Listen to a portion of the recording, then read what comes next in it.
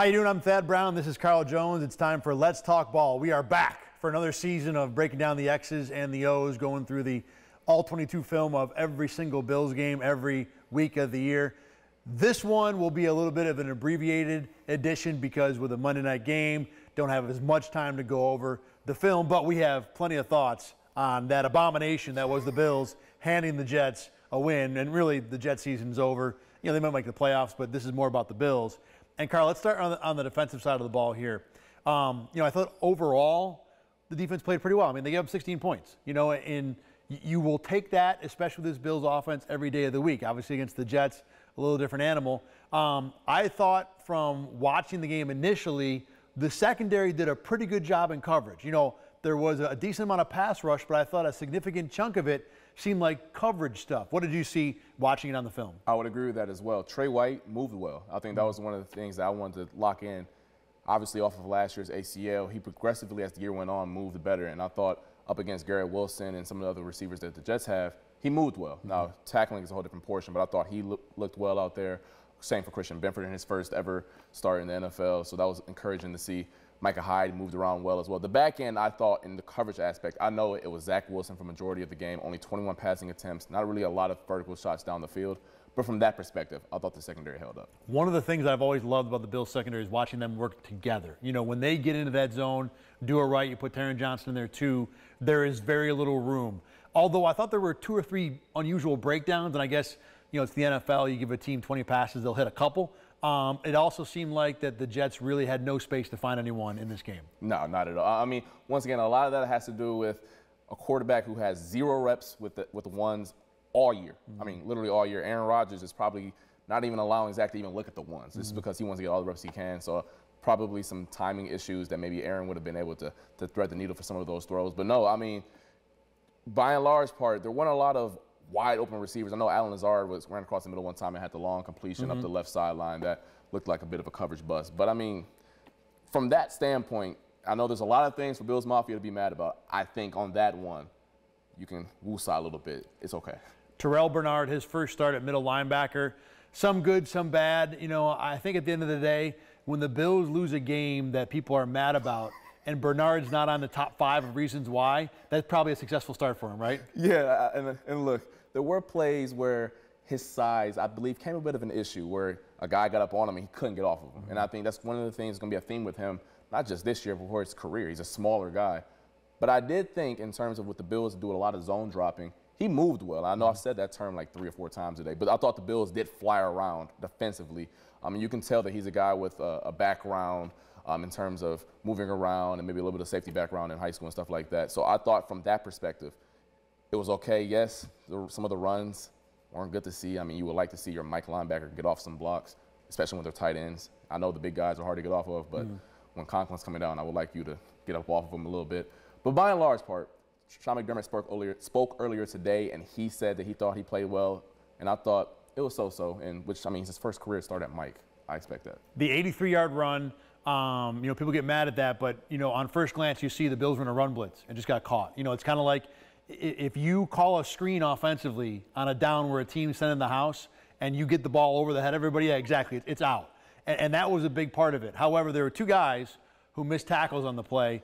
Go ahead and lay out what happened there. Man, so basically the Jets ran a scheme where it was 2 double teams on the front side. So they asked their guard and tackle to double team the D tackle, and then they asked their 2 tight ends to double team the end on that play, which leaves an unblocked guy on the end, which is Trey White.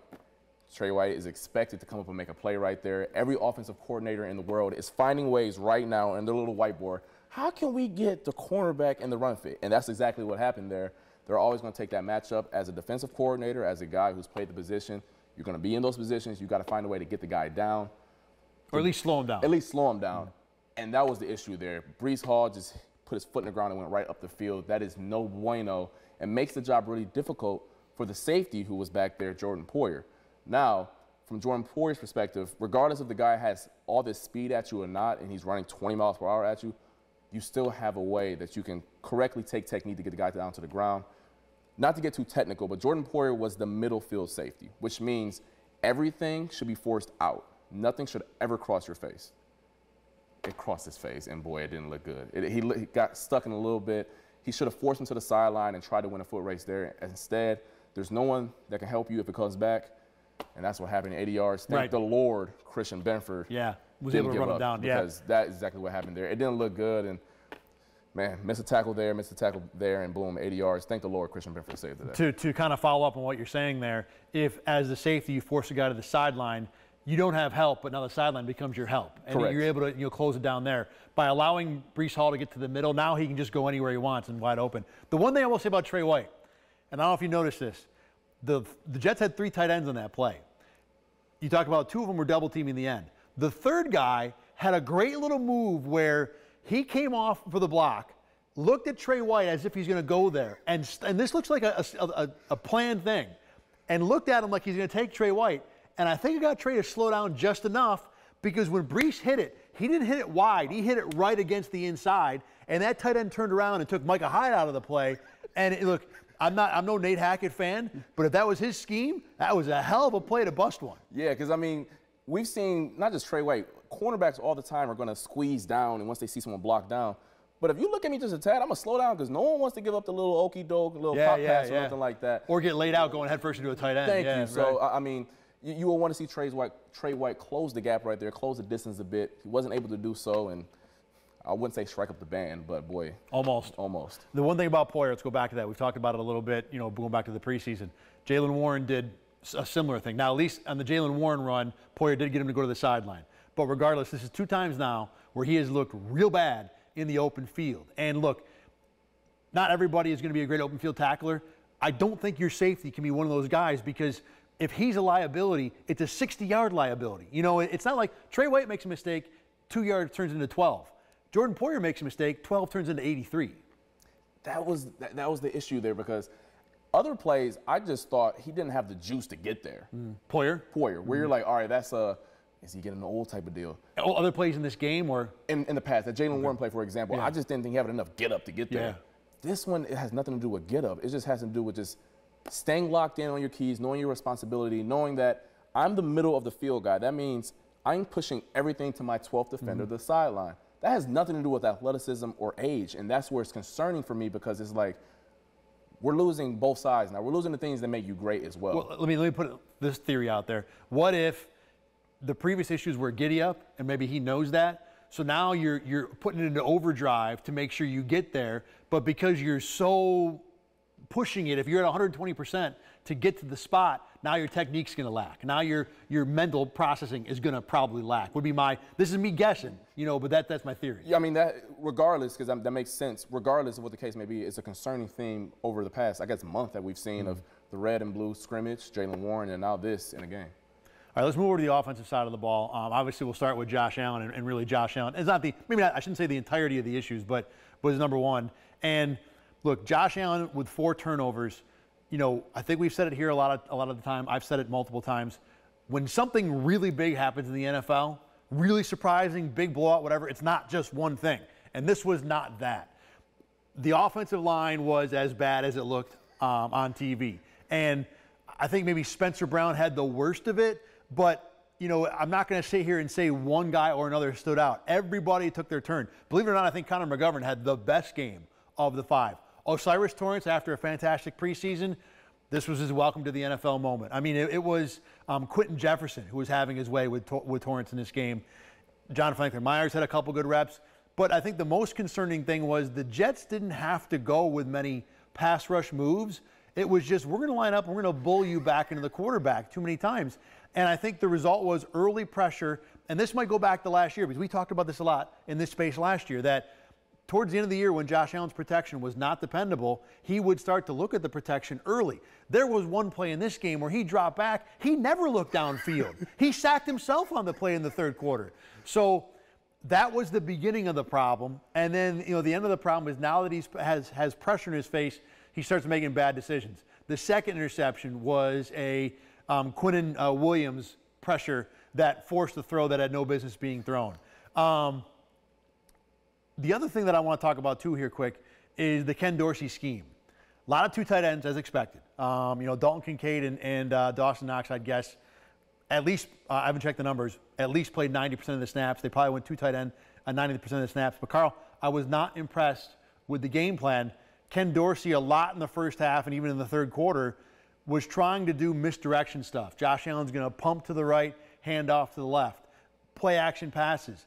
And the Jets linebackers just didn't care. I mean, they stood there and looked at the Bills' offense and said, okay, we're going to wait until you decide to give the ball somewhere because we're not buying anything you're selling me. And I don't know how you run offense that way when you have an athletic team that feels so confident what they can do, they're not going to buy anything you're selling. They need an identity. We've been talking about the Bills you're talking about. Yes, yeah. Excuse me, because the Jets clearly have one, and it's pretty darn good on the defensive side. But they don't have anything to hang their hat on. When they're doing all that misdirection stuff, you can live your life in that world. I mean, the Niners are one of those teams that just literally back and forth. You get dizzy watching them play. But the Bills, that isn't the world they live in. So when you try that type of stuff, the Jets, like you said, are going to be like, okay. Like, we know, right. And the Bills hang their hat on, I guess, putting the ball in Josh Allen's hands, and I don't want to say allowing him to be a hero because that's why they got Dalton Kincaid. That's why they're shoring up other parts of their team. But, man, they never felt like they had any continuity, any consistency from the first drive, like, at all, at no point in this game. And obviously a lot of that had to do with the rush up front. And you know, beyond that, the Bills had very few matchup advantages all over the field. It's not just the offensive line against the four-man rush. You know, there weren't many guys getting open. Stephon Diggs did his thing. He and Sauce Gardner, great theater. They both had wins. It was fantastic. Outside of that, Knox, Kincaid, Gabe Davis. Very rarely was anyone able to win a one-on-one. So when you're the Jets and you play defense, look, any team, the Jets in this case, when you have so many matchup advantages across the board, you don't have to worry about biting on fakes because you know you're probably going to win. And the thing about the Jets that's so cool, Saleh comes from that 49ers tree where they play the same exact way, where we're going to line up, hit you in the mouth. We're not going to do nothing really fancy on the back end. We just dare you to beat us. Whether it's man, whether it's our zone, that's very constricting, kind of like a snake to a certain extent. They played a ton of zone. They played almost exclusively zone the whole first half. So it's like, we dare you to do it. And if you're the Bills, I don't want to hear the excuse of, and they didn't use this excuse, but like, I don't want to hear this excuse of, oh, they're playing against an elite defense, that's why it didn't work. Like, well, newsflash, in the playoffs and then maybe in the Super Bowl, you're going to play teams of that caliber. Maybe not the Jets, but the Niners have a good one. The Eagles have a good one. The Bengals gave you troubles last year. I mean, come on. They don't have nearly the type of athletes that the Jets have. Nothing to hang their hat on, and that was not good to see whatsoever. You know, I don't know how much I'm going to blame Dorsey because I'm sitting here thinking, as we talk about this, the Jets can just line up and come at you. Well, the Bills are supposed to. I mean, Stephon Diggs is great.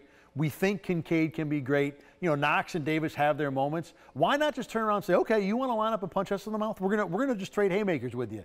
But the more I think about it after watching that, that game, there were not enough guys separating. There was a play. So the Jets ran almost all four-man rush in the first half. Then in the third quarter started bringing some blitzes. The Jermaine Johnson sack was a five-man blitz.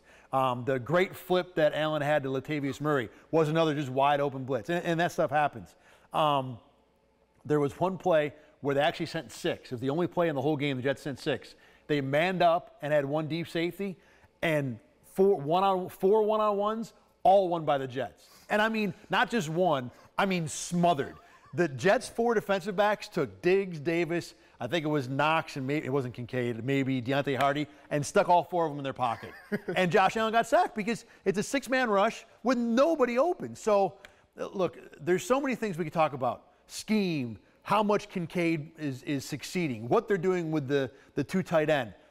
People get too, I think, especially on Twitter, get too wrapped up in the X's and the O's.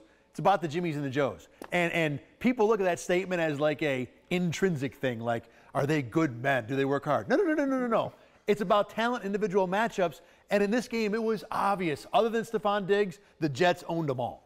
And the thing you talk about when the guy across from you is just better than you, which that's happened sometimes, it makes it 10 times worse when you're also losing the battle upstairs too within yourself. And I thought that happened with Josh Allen with all those.